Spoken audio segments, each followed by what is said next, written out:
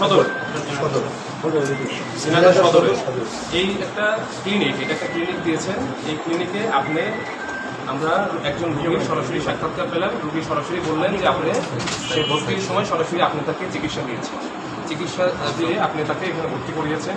পাশাপাশি আপনার আরও কয়েকটা আমরা প্রেসক্রিপশন পেলাম যে আপনি সরাসরি তাদেরকে ভুয়া পদবি ব্যবহার করে তাদেরকে চিকিৎসা সেবা দিচ্ছেন। আপনার একই সাথে আপনার যে এখানকার যে ওটি দেখলাম সেই ওটিতে আপনার আমরা মেয়াদোত্তীর্ণ হ্যালোথেন আমরা পেলাম।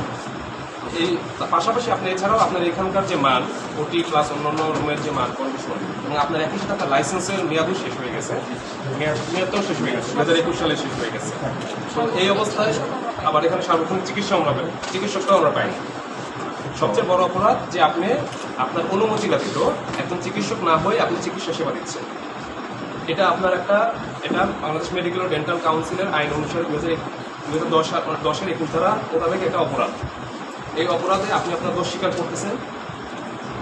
যেহেতু উনি ওনার দোষ স্বীকার করেছেন, সেহেতু মেডিকেল ও ডেন্টাল আইন 2010-এর 22-এর 2 ধারা মোতাবেক ওনাকে 3 মাসের বিনাশ্রম কারাদণ্ড ও 50,000 টাকা অর্থদণ্ড প্রদান করা হলো। অনাদায়ে আরও 15 দিনের বিনাশ্রম কারাদণ্ড প্রদান করা হলো।